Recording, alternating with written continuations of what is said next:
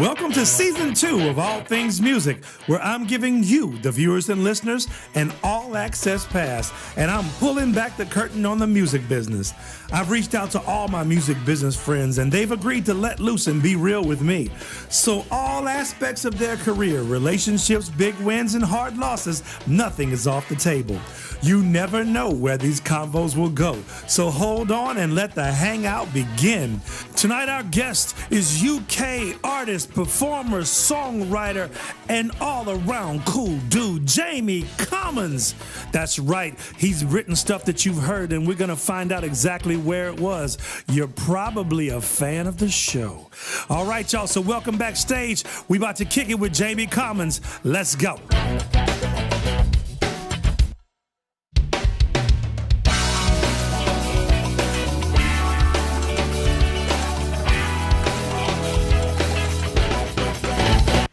What's up, what's up, what's up? It's your boy, Sean Hardware. Look, I'm so excited. We got a guest here today, y'all. Oh, my God. All the way from across the water. Look.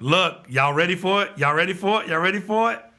Jamie Commons. What's up? Hello, Sean. How are you? Hello. How are you, bro? Look, how are you, bro? Yeah, not too shabby, as they say over here. It's another lovely summer's day. The sun is shining, and the virus is virusing, you know. The virus is virusing. Yes, that's the thing. Why does the virus have to virus? That's what virus is going to virus. That's my philosophical view on the thing. A virus going virus. Okay, man. So look, every show we start off, man, with a little food segment, because that's the one thing that everybody around the world can relate to: food, right? So it's called à la manger. So I need you to say à la manger. À la manger. Right. You been to Paris a couple of times? I used to have a French girlfriend, actually. But I'm terrible with languages. So how did y'all communicate? She was English as well, but you know she grew up in Paris, so yeah, it was you had a bit of both there. But it was I've always been terrible at languages. Ask me about languages later. I've got a good story about that. I'll make a note to ask about languages later. So look, so now, so what is your favorite all-time food, man? All time. Well, I'm gonna have to go with a perfectly done steak. Is pretty hard to beat, isn't it? Really, Sean? Pretty hard to beat. It's pretty hard to beat. To beat. So okay. So which cut? Which cut of the steak? I've been cooking them in this. This has been one of my projects for the lockdown. Is trying to get halfway good at cooking a steak, and the ribeye is my favorite one to do with at the moment. It's a bit thicker, so you can. Because I don't really have a facility to get the heat that high. So the thick, because I like it when it's like really, charred on the outside and then really rare on the inside. Oh, so you're a rare guy? Yeah, so obviously the thicker the meat is, the more rare it's going to be in the middle. Yeah. So I think that one's been working me for that reason. And then basically just lots of butter and lots of salt and lots of pepper, really, and then that's it, really. And as high as flame as you can, and then just smash it on, and yeah. So you talking about like a grill, like a char grill under a fire? Or in a I've been doing it both ways. I've been doing it on the barbecue, and I've been doing it in a pan on a griddle kind of scenario. Okay. And I found the barbecue works better because I can just get that guy up to it's like past 500 degrees. Yeah. And then just chuck it in there like 2 minutes each side, and it just completely. And then after that, you got to let it rest. That's key. So the juices don't all run out, and then you just got to soak the thing in butter. And do you bathe it? Do you bathe it while it's cooking? Well, in the pan, with the skillet, I was doing that. But I just found you couldn't get it hot enough on the skillet on the thing. So it's a little bit hard. Yeah, the sear is more important to me. Okay, well, hey, it's a man who knows what he likes, and that's important. So look, okay, so you got the steak now. Now the coronavirus has been happening, and it's crazy. And so it's my understanding you live in LA on a regular, Yep. But you're from where exactly? I'm from a place called Gloucestershire in the UK, England, which is just north of the biggest city. It's called Bristol.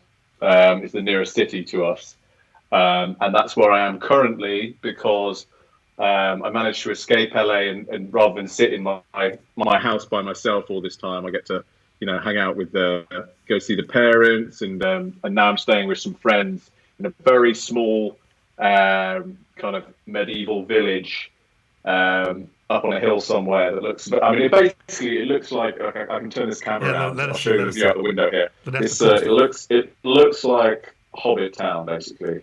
Hobbit So, wait, hold up, press the wrong button here. Yeah, but I said we lost you. We lost you. Okay, so that's what the street looks like. Yeah, that's cool, man. It's all old houses and stuff. They filmed the movie there or something? They just all look like this around here. Feels like everything was built a few hundred years ago. So it's just is what it is. Hey, Jamie, if you could move over to your left just a little bit. I'll turn the phone so that you're centered. Yeah, here we go. There we go. Wait, a little bit more. A little bit more. Can you turn it? Yeah. One sec. There we go. That's good. It's all good. Okay, sweet. So look. So you're in Gloucestershire. I'm giving y'all full disclosure. We've already done this one time. And we had a great time. It was awesome, but the audio was really messed up, so we're doing it again. So it's pretty awesome that he does it. So Coronacation, you're over there in Gloucestershire, hanging out with friends. So now, do you recognize this? Oh yes. Well, it's coming in and out of your green screen there. But yes, that is the emblem of Gloucester. Yeah, man. So I got the key to the city. You know what I'm saying? I got the key to the city. I love you got a plate. Why have you got a plate? They gave me a key to the city. No, they didn't. They did. Get out. Did they? Oh, well, where's the key? It's in there. But the plate, you can see the plate. The key is like, it's just a key. You can't see it. It's small engraving. You know what I'm saying? Okay, so for your listeners at home, this is so Sean went to Gloucester. Yes. I'll let you tell it, but this is I have a massive grievance now. This is nonsense. Because you've never gotten it. You know how many terrible gigs I've played in Gloucester? You play one, they give you a key and a plate. That's ridiculous. So the quick story, and most of the viewers have already heard this, but the quick story is there's a festival in Gloucester. The Cajun Zydeco Festival, and I played it in 2001. Before the gig, we were hanging out, and we went to this club, Jumpin' Jacks, and I think the building is still there, and Jamie's played there, and we can talk about that, but that's not as interesting as what's going to go next whenever he airs his grievances. But we were in the club, and it was like they were about to jump us.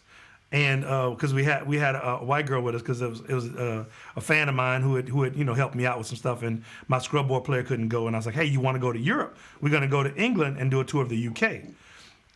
And I know I just said that wrong. We're going to go do a tour of the UK, and that's Wales, England, and Scotland. So let me be clear. Let me be clear. And Northern Ireland. Let me be clear. Technically. What, Wales is Northern Ireland? No, Northern Ireland is another country. Oh, in the UK. Gotcha. Yeah, well, we didn't go there. We didn't cross that border. But right, okay. so anyway, so we're in there. So it's 4 black guys, a white guy, and a white girl, right? And so my friend Don comes. He said, hey man, I think we need to go. I said, what you talking about? He said, the guys at the bar that we passed on the way, when we walked in, they were like, oh, and they got a white bird with them. He said they've been staring our way, so we probably need to go and get out of here. I was like, sweet. I ain't ready to fight. I don't want to fight. I ain't drinking enough to want to fight. Not that I ever wanted to fight when I drink, but anyway. So I told my friend, the bass player, because there was a Police tribute band playing, and he was in it. They were really good. I said, hey man, Trip, we need to go. He said, why? I said, we need to go. He said, man, but they're really good. I said, do you want to fight? Because they're about to like jump us. You want to fight? He said, oh no, let's go. So we got out of there. And then Jamie tells me that the city of Gloucester is basically made up of what? What kinds of people? The accent is, if you can cast your mind to Pirates of the Caribbean, or any pirate where it's like, "Yar, me mateys, all right then, my lover," that kind of stuff. That's the Gloucester accent. So that's like Gloucester, Bristol. That's like that pirate accent. So what you've got in Gloucester, because all around it is just rural fields. It's like, I don't know what a good example is, but it's all, it's cornfields, it's cows, it's sheep, it's that kind of thing. So basically, you got a mixture of farmer lads and dock working pirate type weirdos, right. Who like to fight. Which is also Gloucester is famous for having the cheapest heroin in the UK. Oh wow. In England, sorry, not. I mean, obviously Scotland's its own thing, but yeah. So so it's just a real strange place. And I know that like the one place you went is Gloucester. Yeah, because when we met, you remember when we met, right? Yeah. Yeah, and we met in Lafayette at Solo, South Louisiana Songwriting Festival. And we were talking, and I said, "Where are you from?" He said, "Well, actually, I'm from Gloucester." I said, "Dude, I've been in Gloucester." I said, "Get the..." Yeah, there's no way. I was like, "No, dude, for real." And he was like, "No." I said, "Look, I'm telling you, I went there, and we talked about it." And he's like, "Damn, you did go." And he's like, "Bro, I used to play on the street. There's no way that there was cool music and I didn't know about it, because this was 2001. You were how old? Young. Yeah, I mean, that's probably a little bit before my... Well, this year, it definitely wasn't going on while I was there, because I would have heard about that. No, so it definitely was.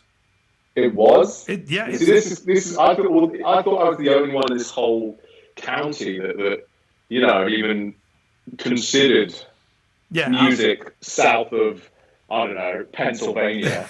I don't know. Consider music pattern south of New York, in the whole area or whatever. But yeah, well, there we go. And it's funny. You just sometimes there's stuff right on your doormat, and you just never hear about it. So I mean, this is a good learning experience for me and for all your listeners at home. Is you got to get out there and explore, because sometimes you don't have to go around the world. I don't have to go to Lafayette. Lafayette was coming to me this whole time. The whole time, bro. And like I'm gonna find out when it is, so I can let you know, because I'm telling you, it happens every year. They have Cajun and Zydeco bands come from Louisiana and they play. And did you know that there are UK Zydeco and Cajun bands? I went to a night in London one time with Cece at this really weird venue, and we saw a Zydeco kind of band thing. So I've seen one, which is it's all very cool, because it's all like, they really love it and they're really good at it. Yeah. And then it's all like, oh yeah, getting into it. Oh yeah, I can hear the swamps. I can feel it. I can feel it. And then in the middle of the song, like, hello, and yes, that was our next song will be Jumping and Grinding. You're like, it just ruins the whole thing. Like, no. You're like, wait, where'd that accent come from? Oh, you're from here. Stop talking. Just play. Singing. Just play. Yeah, but the guy, I had two friends over there. I know two names over there: Gavin Lowry and Chris King. Chris King is the Cajun based guy, and Gavin Lowry is the Zydeco guy. So, but it's pretty. It was really cool. It was cool for us to realize that there were people who were fans of ours in UK that would have a Zydeco band. Go so far as to say, "I'm gonna do what y'all doing here, where nobody knows about it." But it's one of those sounds, though. It's like, even if people don't know what it is, like if I put on some whatever, I mean, just to be really stereotypical, some Louisiana sounding music, which something like Professor Longhair or like Dr. John or the real kind of broad ones. It's like it never fails to entertain. Exactly. You put on Professor Longhair, like it's like people go off. They always know it. Like they know the truth, that kind of stuff. It's an innate thing because our music touches the soul. Definitely, yeah.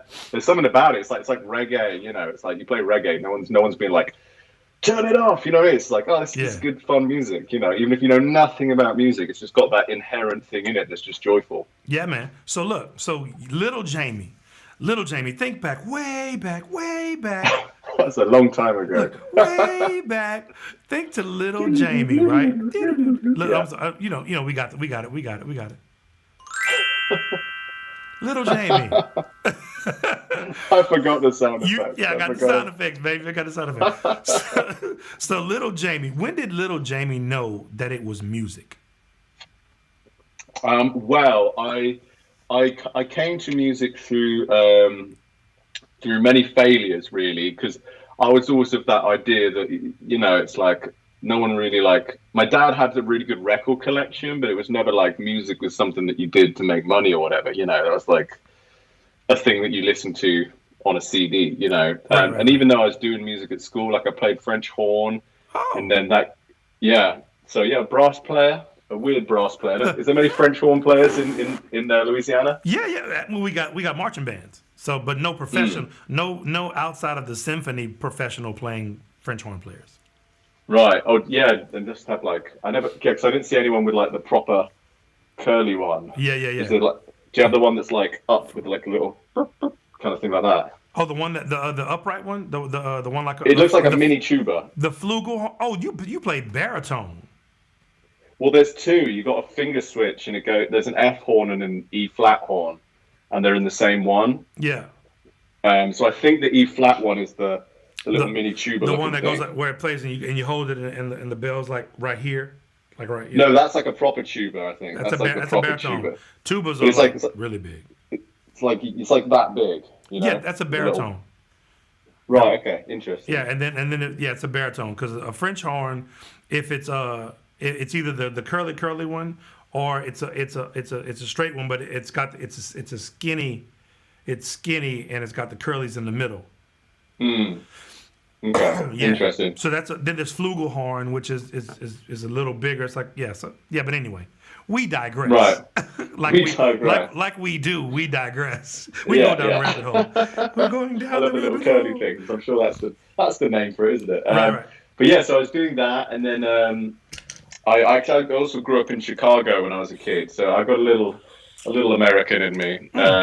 We moved over when I was a kid, so neither of my parents are American, but I did high school ages 6 to 13, 14. So I was doing Pledge of Allegiance. I was learning. Okay. It was good in history class. I was learning all about how America kicked the English ass. Kicked the English asses for out the country and stuff. Which was great as being the young kid from England over there. Then we do 2 years of Revolutionary War.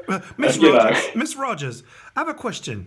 Well, growing up in England, we were taught a slightly different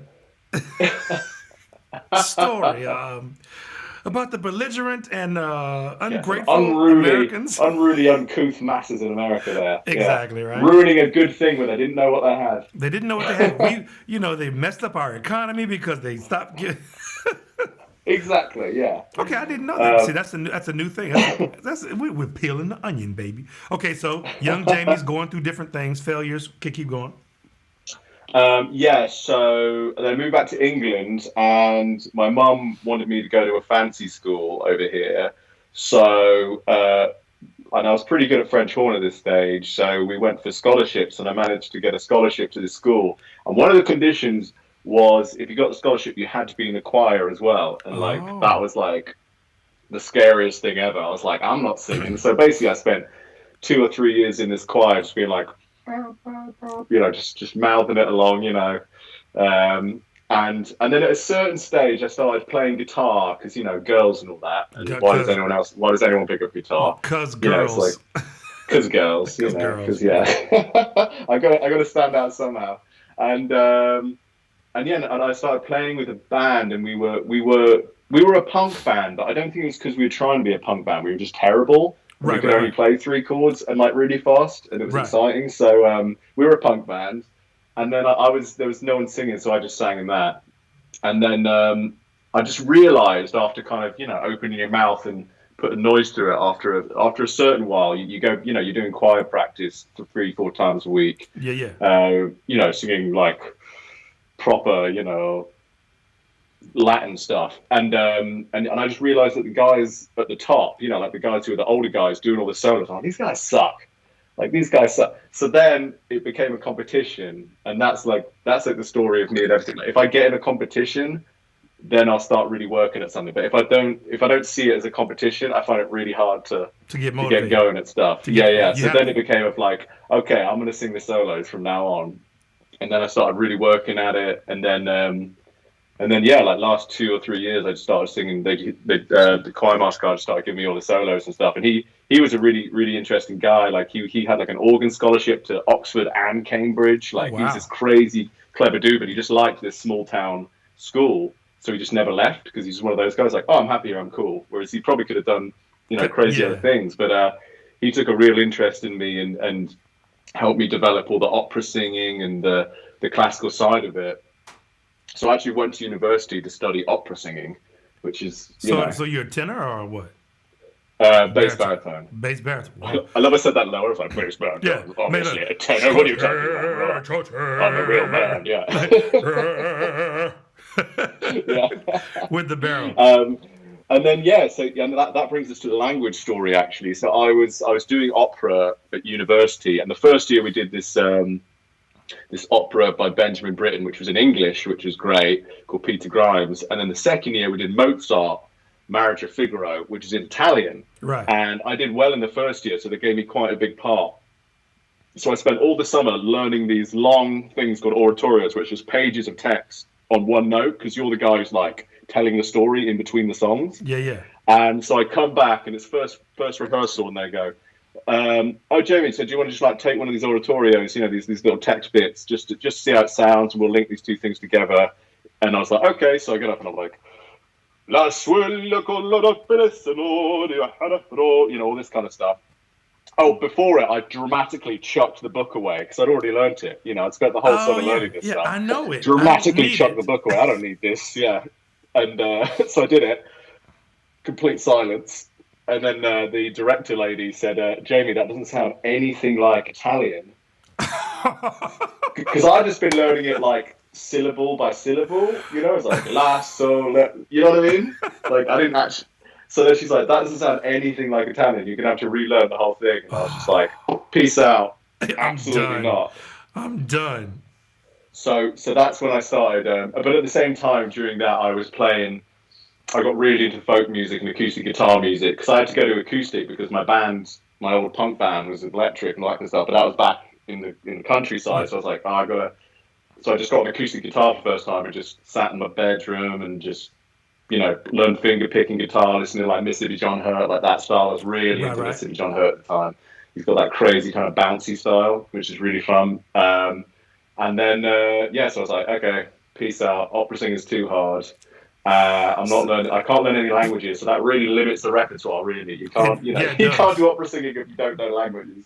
For sure. And that part of my brain is, I'm like Joey. Like, have you seen that Friends episode where she's trying to teach Joey French? Yeah, and he's good.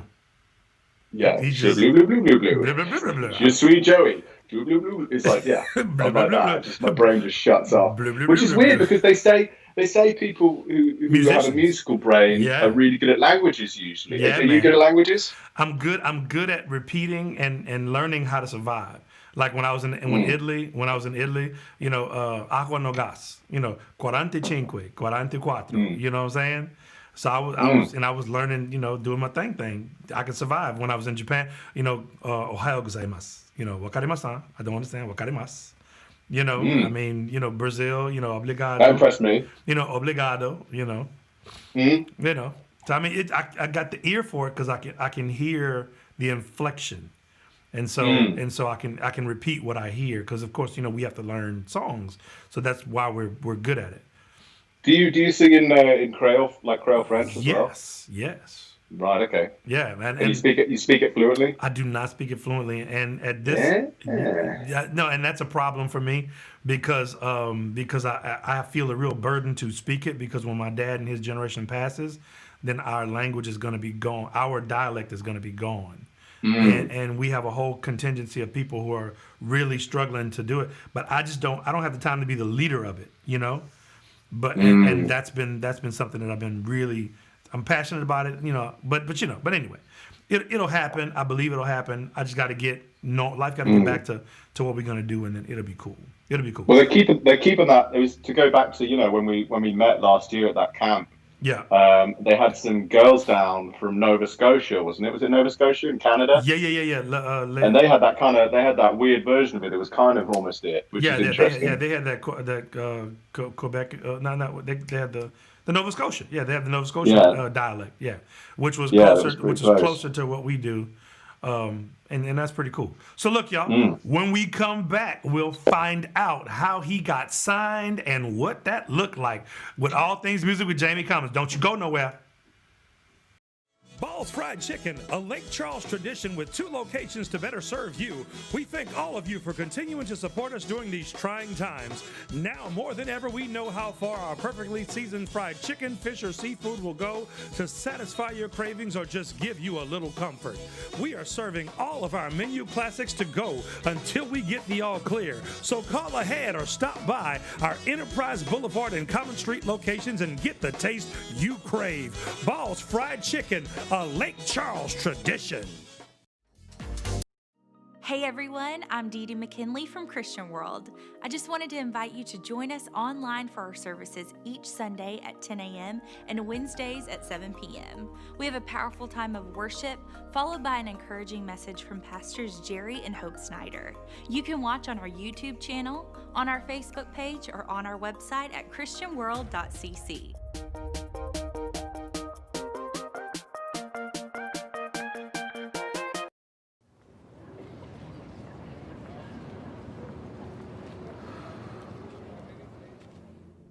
I understand that we had a deep connection, yeah.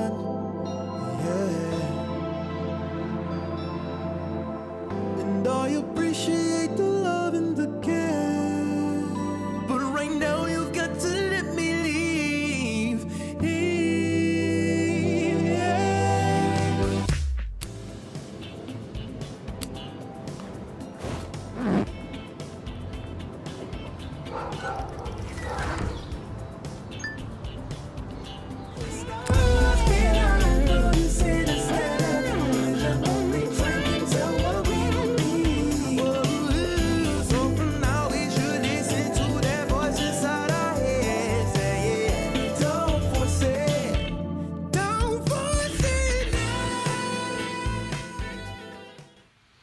Oh yeah, I am back. And we got my boy, Jamie Cummins. Yes, indeed. So look, we come back. Look, man, so you got signed at an early age, right? Mm-hmm. So how old were you? Well, ish. I got a. Okay, explain ish. Ish. So I was at university or college in London, and in the third year, I got noticed by this management company who signed me to a production deal, which we can't go into. No, we can't. We cannot go into. But they introduced me to Universal Publishing, and this lovely lady called Caroline Elray over there, who's now the head of A&R at UK Universal Publishing. Okay. And she just really loved my songs. Like I only had like 2 or 3 songs, and luckily one of them was called Caroline. So here's a little tip to all you young songwriters out there: find out the name of the head of A&R and write a song with their name in the title. They're probably going to listen to it. That's clutch. That's clutch. Now, I didn't actually do it that way around, but that's one of those happy accidents that, you know. Got you. Yeah, sure you did. Yeah, it's all good. Sure you did. It's all good. Cece, our friend Cece likes to say it the other way around, but that's on that scumbag who's writing songs about A&R ladies and put their names in them. So who's Mary Ann, bro? You got me trying to sing Mary Ann, by the way. Side note, who's Mary Ann? Mary Ann, I don't know. It's just one of those names that sings great, isn't it? Yeah, I just couldn't pull off Mary Ann. I still don't think I can pull off Mary Ann. Can't dig it. Yeah, I mean that's it. If you got to sing it, then you got to feel it for sure. Yeah. But anyway, so Caroline sees you. How did you get to Caroline? I guess just some emails I sent, and then she came down to a couple of shows, and by that time I was probably playing with my first band, and we were playing some real kind of like southern gothic blues doomy kind of thing, like Nick Cave via like Johnny Cash American series, you know, like all the Rick Rubin stuff like that. It was like a mixture of that kind of stuff, and I was really into like Tom Waits as well, and So kind of like down, like dirty blues stuff, whereas like they're all like murder ballads and like Murder ballads. It's yeah. a It's funny murder actually. ballad. My friends I'm staying with have the first EP I did. So this is the it's just here actually. I was looking at it earlier. So I got the vinyl here. This is the first one. Oh, that's sweet. And look, and that's how you know you got real friends. Exactly. I got my first release just up in the house. That's awesome. The Baron It's all moody. EP. It's all moody. The Baron EP. See, look at this. You can tell what I was on back then. Look, so the first song's called The Preacher, it's a murder ballad. Second called Nina, girl's name. Right. Third one, whatever. Fourth one, Lola, girl's name. See, I was covering all the bases. You were covering everything. That's But that is a truism. That is a truism. If you're writing a song and you're spending, weeks and weeks trying to figure out a chorus, just start to throw girls' names in there because you never go wrong. You really can't ever go wrong. Can't go wrong with the girls' names. No. Sweet. If it sings well, it has to sing well in the meter of it, the feel of it. The flow has to be correct, but you can never go wrong with a name. Even if it's a name of a town, a name of a girl, because people attach a different memory and a stronger memory to a noun like that, like a thing, Okay. Like Graceland. It can be Graceland, Paul Simon. It can be, whatever. Just a name, whatever the name. Sweet. A name, yeah. But I think it is a little bit of a like, I don't know what to do. Let's throw a name in there. But in a pinch, it's a good little. We've got 2 hours to finish the song. Let's just put that as a placeholder. Put that name in there. Let's hold it, and it might stick. Yeah. Okay, yeah. sweet. So you got the contract. She came to your show, and it was okay. Yeah, and she just really dug it, and was just so nice to me early on, like, and just gave us a really good contract. Even though I said we had like 3 kind of rough, sketchy demos, and that kind of gave us enough to make my first EP. That EP, which me and my friend made in our bedroom for the most part, and then we got this producer called Elliot James to kind of soup it up a little bit and ad produce it, and who's actually now a really, really good producer. He's done a bunch of pop stuff at the moment. He's a big pop producer now. Oh. He came up under this guy called Paul Epworth, who I don't know, who's like one of the best, probably the biggest guy in the world at the moment, maybe. Paul Atworth. Look, I need to write a song about Paul Atworth. Okay, Paul Epworth, yeah, he's phenomenal. But anyway, yeah. So yeah, and then that came out, and we licensed it, and then and then after that. After that, I'm going to skip forward a little bit. Cause skip. Because of things. Yeah, because of things. So skip. And then I got signed to Interscope Records in America, because Caroline from Universal Publishing played the head of that record label. I mean, this guy called Alex the Kid, who's this hip hop producer who did like Rihanna, Eminem, Love the Way You Lie, a bunch of the Dr. Dre stuff, and a bunch of the Eminem stuff. Played him some demos when they were on a train. They were stuck on a train together, and she played him a bunch of demos. And he's like, "Who's this guy? I want to hear more of this guy." So then she just kept him. He apparently just took the iPod off her. That's how long ago it was. The iPod off her, and just listened to the same few songs over and over again on this train ride. And then we met up when he was back over in England, and signed with him, and and then that went well, and then it didn't go well, and then it went well again, and then didn't go well again, and that's why we're not talking and then and I left them this over Christmas, so now I'm currently retooling the artist side, and kind of rethinking a new home and a new kind of direction to go in on the artist side. And you can speak to that right quick. You got to be able to be fluid, and when stuff's not working, you got to figure out how to make it work. And sometimes making it work, even though it's a great relationship and they were seminal in getting to you where you are, you have to be open to change, because change is going to happen. Sometimes involuntarily, right? Well, look, yeah, I mean, I'm at the moment, I'm known most for songwriting for other people, and also the sync world, which is, movie, TVs, adverts, songs and stuff for that. And the reason I got into that is because this label deal was so horrible, to be honest. Yeah. I must have written 200, 250 songs for these guys, and they just weren't releasing anything, and they were just, I was like, I don't know why you signed a blues acoustic artist to Interscope, which is like the biggest pop label in the world. I don't know why and then I'm delivering, blues acoustic rock music, and they're like, why would we release this? I'm like, I don't know, but why would you sign it in the first place? So it got a little bit messy, and then basically out of desperation, I just started doing the other stuff. And it started really popping off on this in the sync world first, writing for adverts, like some for like Stella Artois and some car adverts, and then for sports shows and stuff, for like American football, all this kind of stuff. And then that kind of got some of the songs as well that I did before, like they like, the sound of that kind of got involved in it, and they started syncing a lot more of the older songs into that and stuff, and just became known in that world basically. And then that kind of led me into writing for other people as well. Then I had a few successes in that.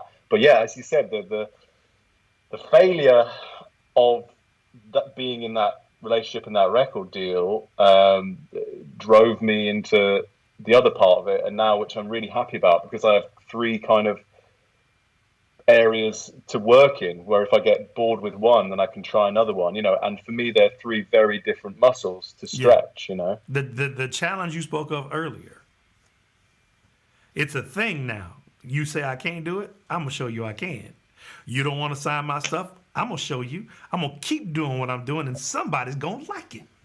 And when they like it, you're gonna be mad because we're gonna make money at it, and you're gonna have to help me because we making money at it. And then that's what I said at the start. Is as long as I can get competitive about something, then it's good. That's what I'm talking about. If I'm just kind of coasting along, and then I'd never get anything done. And it's even if I'm trying really hard, I'm like, okay, I've got to really try hard at this. But it's like, unless it's competitive and aggressive, like my creativity just doesn't turn on. There has to be a deadline. There has to be proving someone wrong. There has to be, like some do or die attitude about it. So that's what it is. Because like I sent you that track, right? So I've been having those tracks for over a year, and the reason I've been kind of taking time with it is because I don't want to mess it up. But because I don't have a deadline, my brain's not clicking on the creative side. That's it. And I'm like, so I'm gonna have to. Well, the deadline is coming up soon because I need to be able to release it for April. So I got to be finished with it, real soon, so we can start getting everything straight with it. But anyway, time is not your friend in production and finishing songs. You can finish it, you can rush it and finish it badly, but that's just as bad. Actually, probably not as bad as spending forever on it. Because then not only does it suck at the end of it, because you spent a year or 2 working on it. Yeah. Like I don't see those people who can just go and take like 2 years or 3 years to write an album, and then you get it and you go, yeah. I like one song. It's so hard. It's like one song. I mean, if you think about the Beatles, think about the Rolling Stones. Like in their prime, they were knocking out 2 to 3 records a year. Yeah. And touring. Yeah. And making films in the Beatles case, yeah, and every single one of those songs on those Beatles records are just all-time classics and completely jumping around genre. They changed their sound halfway through it. Yeah, they invented new genres and they were knocking out 3 records a year. It can be done. And then whenever they had time, it got weird. Yeah, it got really weird. Well, that's it. That's where Sergeant Pepper's came in. Yeah, because they had to leave the country for tax reasons. Right. And they only left the country for a couple months. But that couple months break was the first break they'd had for 5-6 years, where it was like 11 out of 10, 24/7. Yeah. Since Hamburg, and that little break sparked this whole new thing, and then foot back on 100 miles an hour. Yeah, man. It's crazy. So you mentioned in football and all these things you're doing. So it's time to talk about Mailbox money. It's your favorite term. I love this. Yeah. Hey, mailbox money is the stuff, man. It's the stuff to So good. And I don't have mailbox money coming in like you have coming in. For tax reasons, we're not talking about numbers here. But no, I'm a charitable organization. Exactly. All right. my money goes straight into saving dolphins. I don't know what you're on about, Sean. Right. So we were talking. You were talking about getting music synced, right? So there's a show that you got music on that I think everybody here in America knows, and that show is The Walking Dead. the TWD, The Walking TWD. Dead, TWD. I had no idea what that was. People were like, "Yeah, man, TWD just really had me stressed out last night." I was like, "TWD, tuberculosis." I feel there's more syllables and it takes longer to say the TWD than Walking Dead. The Walking Dead. Or you say Walking Dead, TWD. Walking Dead, the TWD. Yeah, it's almost double as long to do the abbreviation. Yeah. But It's cooler though. Anyway, depending whatever, on where we you're digress. from. It depends on where you're from, because that W and that W and Oh, that's true. Yeah, Accents. we are stupid Accents. and posh like that. W. yeah. So The Walking Dead. So that was like what? That was one of the first placements I got, and it was really weird because I was such a big fan of the show, and it was really exciting that they asked me to write a song for it, Yeah. and to the point where I couldn't really get anything out because I was trying to. I mean, how do you write a song about zombies? You know what I mean? That's just a weird thing to write about anyway. And so it came to the deadline day, and it just, I had this little guitar riff that I was really excited about, but I just couldn't come up with any lyrics. Because as you said, like, how do you write a zombie song? And then as my manager was going to the meeting with the head of the music supervisor for the show, it kind of popped in my head that, like, the whole point of zombie shows is trying to find a home. Right, so everyone's just traveling around looking for a home that's a safe place. So this phrase "leave me home" popped in my head, and then I just started playing that riff, and then just wrote the whole thing, and then just like I was in this other writing session. I was like, can you just set the mics up and I can just do this real quick to send to him? So I did it, and then emailed it over to my manager, and he's like, "Oh, I'm so sorry, we didn't have." We didn't come up with anything yet, but Jamie's going to come up with something maybe in the future. And it's like, oh no, wait, we do have something. Here we go. Do you want to listen to it? And he's like, I haven't heard it before. Maybe it's good. and the guy apparently heard it. Was like, maybe it's good.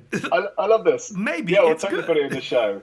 And then, because everyone always goes like, oh, Jerry, why is that song like 2 minutes long? Why is it like 2 minutes, 15 seconds song? And I'm always like, oh, sometimes songs need to be short. It's like everything. But it was literally because I didn't write any more lyrics. You gotta have that was the it. answer. So wait, so just so I know myself, because I'm not a Walking Dead fan. Don't hate. I'm not a Walking Dead fan. Which is it? The theme song? No. No, that would have been some serious mailbox money. Wait.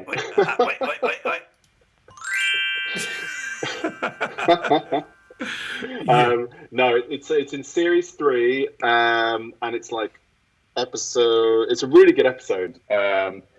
But it's you kind of reunited with this character, and he comes back, and you realise that he's not come back though. He's like he's kind of gone. One of those. And so it's quite an emotional episode. But the annoying thing is though, because it was my favourite show before that happened, and then it went on, still my favourite show, and then I saw the episode, when it aired, and for some reason it just broke the fourth wall, and I was just like, this isn't real. I can't watch this anymore. This is all made up. Which you obviously knew. I knew before, but it's like when you hear yourself singing on something, you just go like, oh, this doesn't, this is all made up nonsense now, So unfortunately, it ruined the show for me. But at the same time, it's obviously a crazy cool opportunity. Yeah. That's really, really cool. So and move to your left a little bit because we only got half your face. Oh, sorry, I'm moving around. This chair's got all the angles. It's one of those ergonomic ones. The chair encourages moving around. I understand. So I understand. All right. So languages. You said languages. To remind you about languages. Oh, well, that was the story with the opera and my pivot into doing acoustic folk pop music. Okay, I thought you had already told. Okay, sweet. Because you said remind me about languages. I was like, okay, sweet. Yeah, that was because I can't speak languages. So I was trying to do opera. Gotcha. So then I had to go. So opera's loss is the world's pop music's gain. Is the world's gain. It's a beautiful. Yeah. It's a beautiful thing. Beautiful. Okay, so so speaking of that, you know, and mailbox money, Game of Thrones. Yeah, I did a trailer for Game of Thrones. Unfortunately, it wasn't in the show, but that was really fun to do. It was a cover of Led Zeppelin "Immigrant Song," which I'm a massive Led Zeppelin fan, so that was super fun to do. Okay. To which I didn't. It was funny. Like they were like, "We want a cover of the Immigrant Song." And then for some reason, I got it in my head that a Nine Inch Nails cover would be a really cool idea. Yeah, it would be perfect. Yeah, like get these strobe basses, like you know, this really kind of hardcore sound. Yeah. And then I did it all, and then they accepted it. I was like, sweet. So I was just playing. I remember I was playing my drummer at the time. I was like, yeah, man, I did like a Nine Inch Nails kind of style. And he's like, you know, Trent Reznor did a cover of "Immigrant Song" with Karen O from Yeah Yeah Yeahs, like in the style of Nine Inch Nails for a movie. And I was like, really? And it was for that Girl with the Dragon Tattoo movie. Oh yeah, yeah.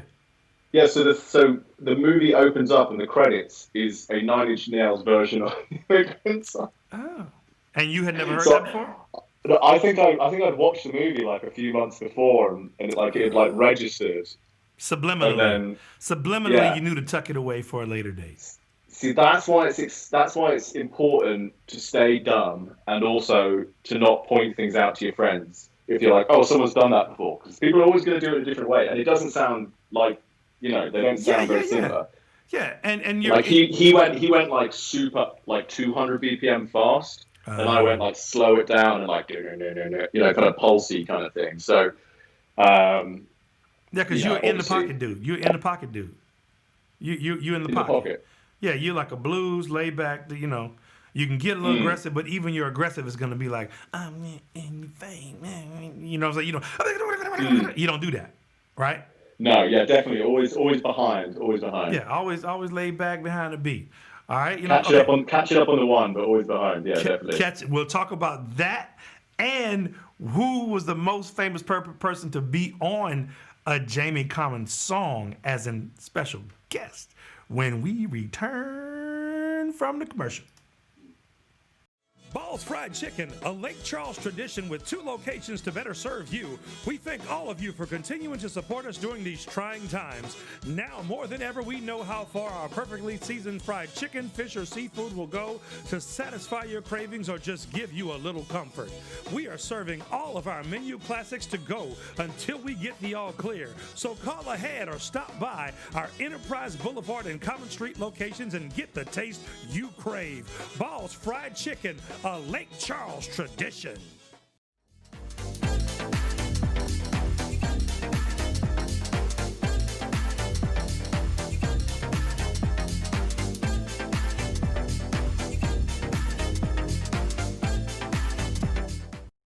Hey everyone, I'm Dee Dee McKinley from Christian World.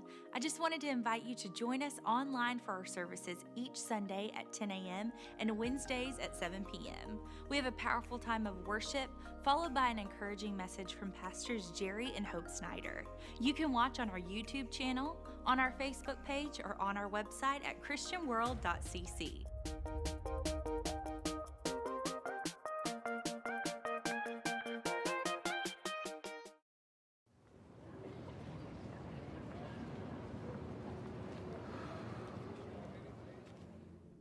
I understand that we had a deep connection, yeah.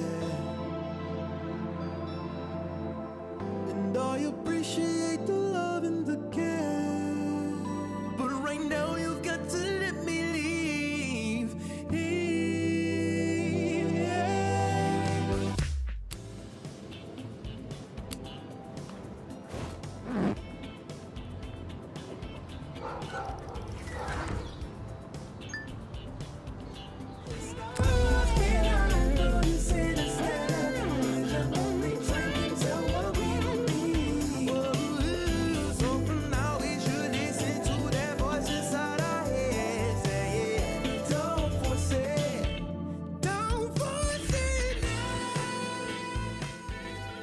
Sure. Hey man, we were welcome back. We got Jamie Commons all the way from the UK. Yay! He's in Gloucestershire. That's right. It's a province. It's not. It's like a state. It's a county. No, what's the county? Gloucestershire is the county. Gloucester is the city. Gloucestershire is like a state. So it's a county. Yeah. They call county state. And what's funny when you said county, because in Louisiana, counties are like we have parishes that we call counties, and they're like districts in a state. So but anyway. Yeah. Well, you were in Chicago. I mean, to be fair, your counties are probably the same size as our counties. Exactly. So exactly. Yeah. That's a good. I mean, Texas is probably actually, and California probably definitely bigger than the whole of the UK. So. Oh no, definitely. Yeah. Definitely. What you know what I'm saying? Yes, definitely. Yeah. Anyway, look. Anyway, so I told y'all when we came back we were going to talk about it. So we were talking about sync licensing and stuff like that. And what sync licensing is, for those of you who don't know, is whenever you get your music in a movie, commercial, or TV ad.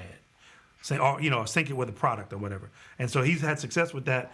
And so then he shared with me in our talking before that he had a song that was picked to be the theme for FIFA. The World Cup in Brazil? Is that it? Yeah. For the Nike advert. Nike, how do you guys say it? We said Nike. Nike. The rest of the world says Nike, but we say Nike. And I don't know why we say Nike. It's weird, isn't it? Well, it's from the Greek god. So I'm sure there's a specific way to say it. But at the same time, that always changes. Anyway, let's not get into Greek gods, Sean. Come on. Yeah, we're not going to go down that rabbit hole. We will not go down that rabbit hole.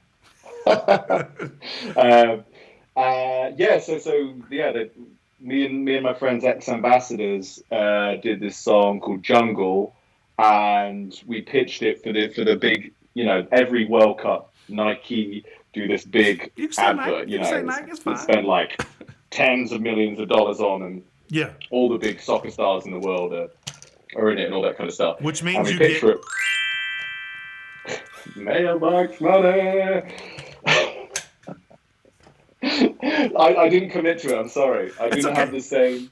You did what I was drinking, and you knew to say it. So we got symbiosis. And I knew it was on my shoulders and heavyweight to crown. Yeah, we got symbiosis. Okay, so now you got the thing, and you were saying. Yeah, so we got the advert, and it synced up with all the visuals, great, all that kind of stuff.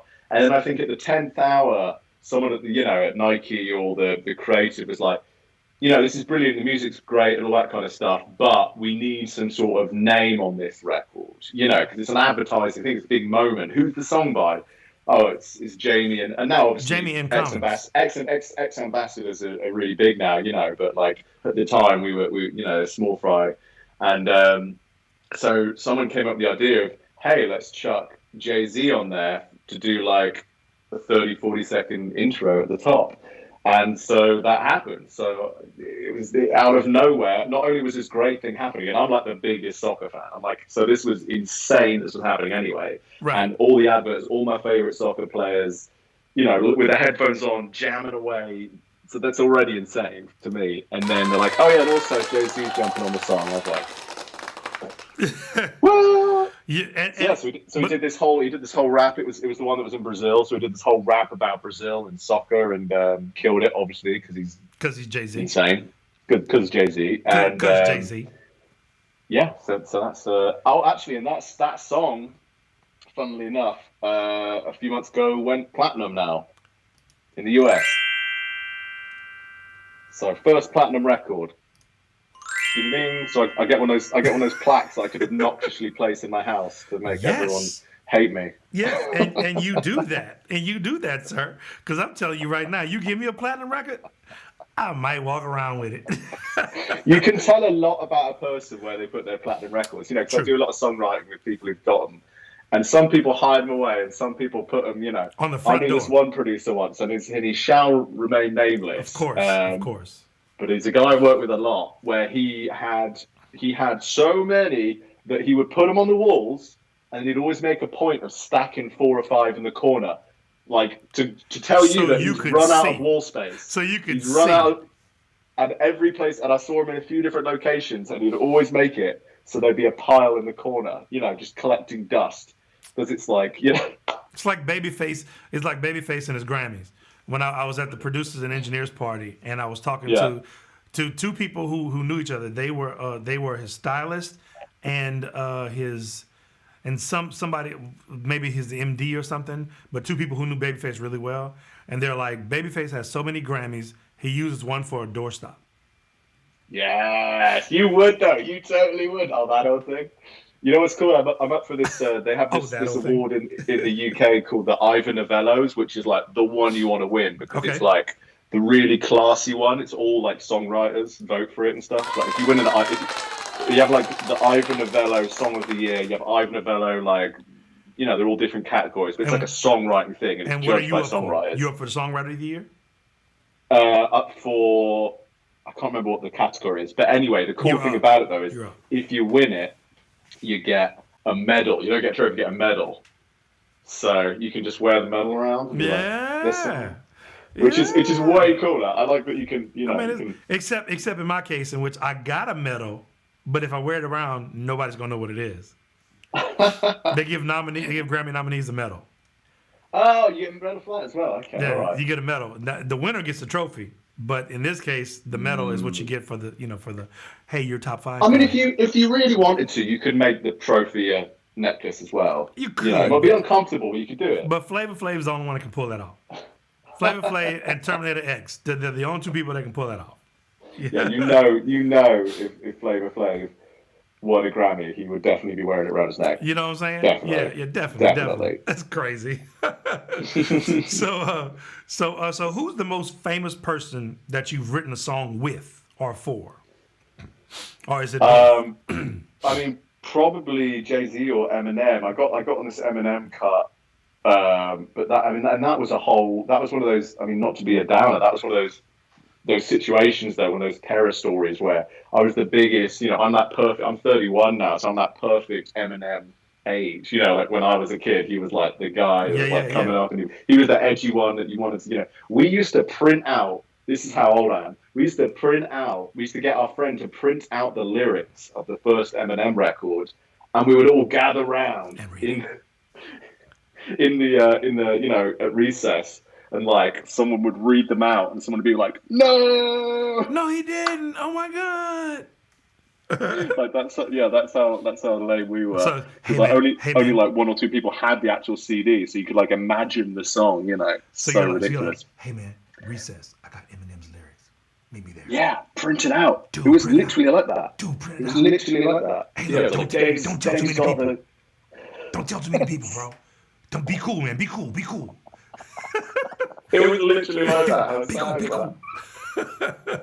And I remember the one that like really shook us was he had a song called "Just Like Me," and there was this lyric that was "I've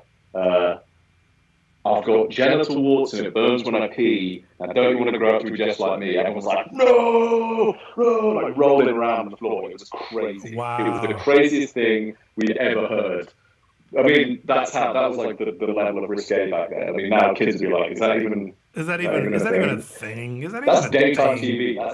That's a Good Morning America, not even getting bleeped in any way whatsoever. No, not even close. Yeah, it's amazing. And we I don't want to spend too much time on that, but how do you feel about the fact that and I'm like considerably older than you, but how do you feel the fact that now on a record you can pretty much hear the entire record on the radio or on TV, even though it's super duper, even if it doesn't cuss, just what it says in the lyrics is just so super adult and even like dark adult. You know what I'm saying? I mean, I don't mind it, but I think it's more fun. It's way more fun when people are getting annoyed about it and there is the bleeping. Because there's a mystery, there's a danger to it. You know what I mean? It's like, it's way more fun when you have the pearl clutching, think of the children people going after it. You know, it makes like, you know, like NWA back in the day, like all that kind of stuff. Oh, dude, that's my favorite. One of my favorite moments in music is when NWA and the whole gangster rap thing came up in court, and you had the lawyer defending the free speech on it, and he's saying, "Let me read you a lyric. I shot a man in Reno just to watch him die." Right. And then, like, would you ban that lyric? I'm like, yeah, of course. Well, that's Johnny Cash, 1961. Right. So to say that these guys said anything new, I think shooting a man just to watch him die is pretty much up there with vulgarity. Pretty You much didn't have a problem done. with that, did you? Look, and it's pretty much done. You know what I'm saying? And that's why that's another reason why Johnny Cash is the best thing ever. But Johnny Cash. Johnny Cash. Johnny Cash. Johnny Cash. I remember I used to, well, I still do actually, but like it was like I always loved how I used to come on stage and go, "Hello, I'm Johnny Cash," like really low like that. Hello. And then so I was trying to do that when I first came on stage, but it just doesn't roll as well, you know. He's got that amazing accent, doesn't he? Yep. So, okay. So, look, because I know our time is winding down with you because you got stuff to do because you're a famous dude. First of all, what was the name of the band? X what? X Ambassadors. And that was a big band? I'm sorry. I'm asking the question because, you know, I got to ask the question. That was a big band? That is a big band? That's still a big band, yeah. I mean, then the main guy in it, Sam Harris, is also a really big songwriter now in his own right, writing a lot of. They're a lot more pop than I am. So you were in that band, or you wrote for that band? No, they were signed to the same label, so we did a bunch of stuff together. Got you. And we'd tag off, you know, like I'd write the chorus, they'd write the chorus, they'd write the verse, I'd write the chorus, and I got you. You know, because we were working with the same dude who's making the same beats, so it was like, I got you. We kind of tag team. So speaking about that, so what is your songwriting process? Well, if it's writing for myself, I usually wait till it's very late at night, so I know I can't call anyone or ring anyone, and I'm all alone. But you can call me because you know I'm up because I'm a. This is the problem. This is the problem though. There's so many people in America getting terrible phone calls at me at like 2, 3 in the morning. Like, I can't write it. I can't do it. Yeah. I need your help, Ricky Bobby. Don't you put that juju on me, Ricky Bobby. Exactly. So it's bad this way. But when I'm in LA, I don't know anyone in like Australia that I can ring and rant at, so it's good. LA is a good place for me for that reason. Sweet. But a lot of people getting annoying phone calls off me very, very late at night here. And yeah, so basically that, and then it's just, you know, just got to vibe it out until you come up with some chords, that kind of stuff. I always come up with the music first, then the sound, and then kind of sing some nonsense over it, and then sometimes the words come to it, and you just got to figure out what that sounds like, what the story is of that sound. Yeah, so you come up with concept first, or with the sound of the thing first, or does the concept's always like I write the whole thing, and then I'll look at it weeks, months later, I'll be like, oh, that's what I'm talking about. Gotcha. It's always like the feeling of it, and hopefully it makes sense. You know, like you can feel if it makes sense, but I never think about like specifically what I'm saying until, you know, until weeks later, and then you kind of read it and go, oh yeah, that's definitely where my head was at that week. But I think if you try and literally say things, for some reason it doesn't connect as well, which makes no sense because you're being much clearer with it. Exactly. But it's like everything has to come from, like I was thinking about it this way, like there's like a straight way to say something, but in songwriting, everything has to come, well, not everything, but most things have to come from like a diagonal. We still hit the same spot, but it comes from over here. You know, you get to the same end place, but it's like coming in from weird angles, you know. It's like you can take like a popular phrase and just like flip it around or something, or, you know, stuff like that. It's like saying, or some people like put an emphasis on a weird word, you know, in a sentence, or a weird letter. Emphasis. Yeah, like an emphasis, you know, like that. And little stuff like that, though, it is interesting if you hear it in the context of the song. Like, but yeah, it's definitely a feeling thing. It's, if you try and internalize it and like replicate that kind of thing, literally, it's always impossible. But your mind knows when you hit upon something, it goes, oh, that's good, go with that.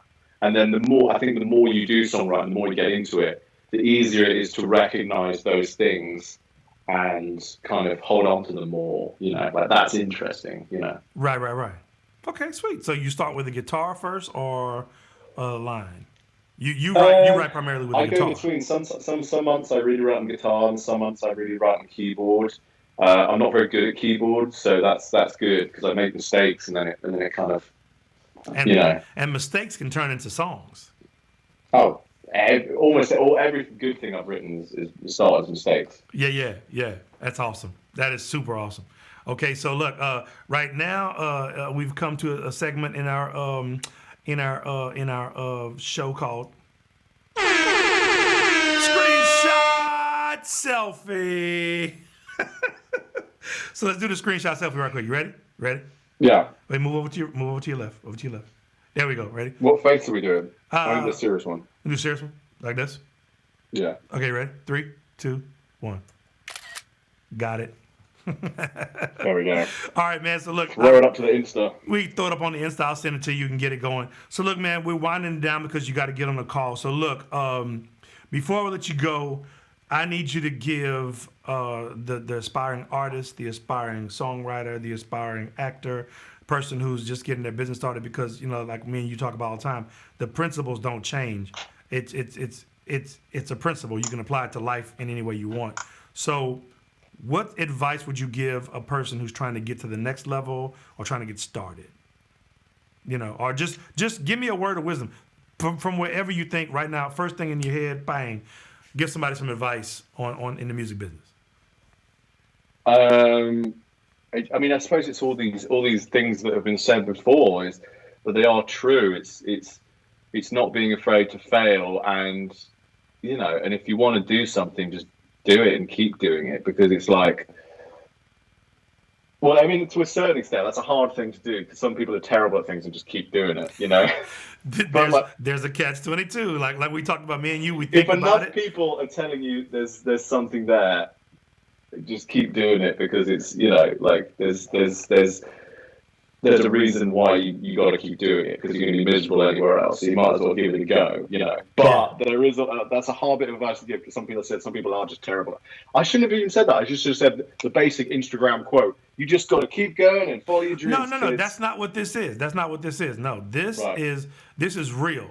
This is because you have reached some semblance of success.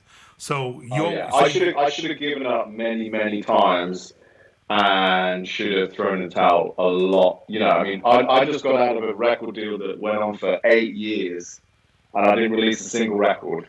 So wait. Say that again for the people in the back. I signed to the biggest pop record label in the world, and then they sat on a shelf for 8 years, and wrote them probably over 300-400 songs, which probably 8 or 9 of them came out. The only reason which is because I got them on adverts and they had to release them for the most part. So not to fill in every up and down, but you can imagine that's a lot down. That's a valley. That's an 8-year valley. Wow. But through the failure comes working in sync and comes writing for other people. So, just when you think it's over, you hopefully get another prize. But it's not like I believe in myself either, though, as well. So don't think that, because there was like people like, believe in yourself. I don't believe in myself. I just keep going. It's a thing. You're not gonna. No, my story's not gonna end like this. Yeah, I'm just like, I don't know anything different now, and I'm just going to keep going, and I don't care if it's for money at this stage. I'm just going. So do you think that like a super success will cause you to like chill out and reverse because you don't have a foe anymore? No, because I still don't believe in myself, so that's good. As soon as I believe in myself and I become a happy person, probably yeah. But as long as I've got that self-hatred rolling in, that's a lot to unpack right there, bro. That's a lot. I mean, it's like there's a reason Elton John still plays 250 shows a year when he's worth like $1 billion. Like he's trying to find something on that stage that he can't find anywhere else. There's a reason these people. Wow. Dylan's still touring. He's 85 years old. It's like, there's a reason these people are still doing it. There's that hole that's never going to be filled, and you just keep shoveling stuff into it, and it keeps filling up and sinking down again. You just got to keep shoveling. Dude, and see, here I am thinking, I want to play for the rest of my life because I want to, not because I'm looking for something. You know what I'm saying? So do you think that maybe they're playing because they want to, or because now I will say this, I will be full disclosure. I did stop playing it regularly for about 9-10 years, right? And during that time where I wasn't playing music on stage in front of people, I was slightly depressive. That's it. I mean, you just got to find out what's important to you. And as I said, I mean, I don't think I could do anything else, because I don't think anyone would hire me, because I'm just a nightmare at this stage. He was 6'4", 6'5"?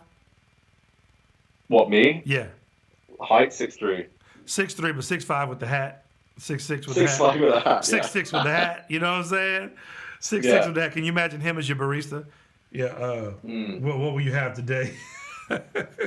Looking down on you. Yeah, it wouldn't work. It just wouldn't work. Yeah. So I mean, yeah. But as I said, like I just, it's hard to say though, isn't it? Who knows? It's a hard question to answer. What else you'd be doing? But I don't know. I was lucky that I wasn't good at anything else.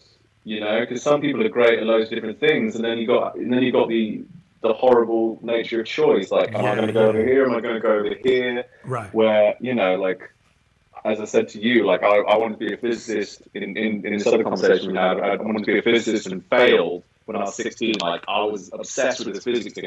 Probably the hardest I ever tried anything in my whole life, and got like a flat D, like a low D. A low D, like barely a D. Like barely. The teacher they were liked you. This guy wrote a lot. It looks like he tried really hard at this, but anyway. And who says participation don't matter? Yeah. And then at the same time, I was getting A's in music and music technology segments, and just not even really trying. And so at that moment, I was like, well, let's be honest. Like, I'm smart enough to figure out some people are good at something. Some people are good at staring at stars.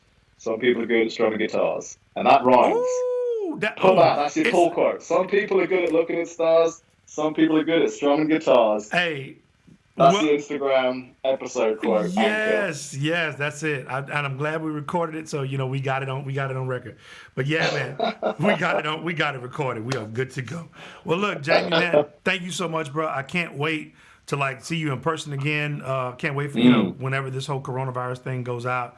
You're gonna be well traveled because you're moving around. You're going to hit another country and hang out for a little while. Then when everything comes, you're going to come back to the state, right? You coming back to LA? Yeah, I mean, I'd absolutely love to come back down to Louisiana again at some point. It was such a fun time last year. And, obviously I was only there for a couple of weeks, so there's just so much more to see down there. And, see and do. So much more to see and do. Maybe I'll come up to Lake Charles and go to that chicken spot you're going on about in the commercials. Bruh, dude. It'll change your life. It will change your life. I put on like 15 pounds in 2 weeks down there. It's incredible. I told you because you were like, oh yeah, man, I done ate this. I said, dude, you can't live here and be skinny. You know what I'm saying? It's really hard to live here and be skinny. You know what I'm saying? Oh yeah, I can imagine. Yeah, super hard. But anyway, man, before we go on and talk about something else, I'm going to let you go because I know you got to make that call. Hey, thank you, Jamie Commons, man. I appreciate you for being here with us. All things music, Jamie Commons, y'all follow him. Jamie, where can they follow you at, man? Social media-wise, where can they follow you?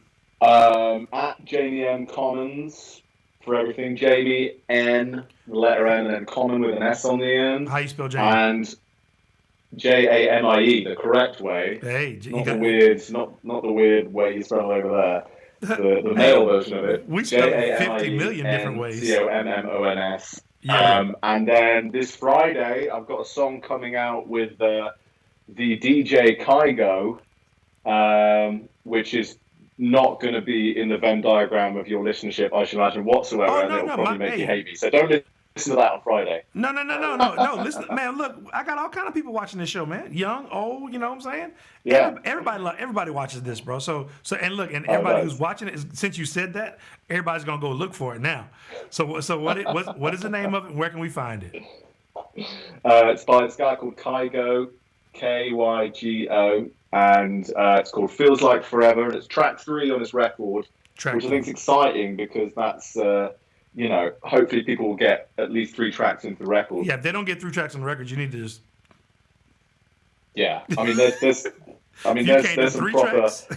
proper hashtag summer bangers on there. So I mean, people can listen to the whole thing, but I'm excited to be on there. It's gonna be a big record, and super summer vibes. Super summer vibe. Kygo, track number 3, and it's called Feels Like Forever. Feels Like Forever. Yes, indeed. And look, we got to have you back, Jamie. Promise to come back, man, and we can do this thing again in season 3 because this is season 2. And look, man, we will holler, man. Thank you so much. I appreciate you, bro. Much success to you in the near future and beyond. Thank you, man, and we'll be talking, all right? Great. Thank you so much for having me, Sean. All right, Cheers, bro. bud. Later. And a bit, man.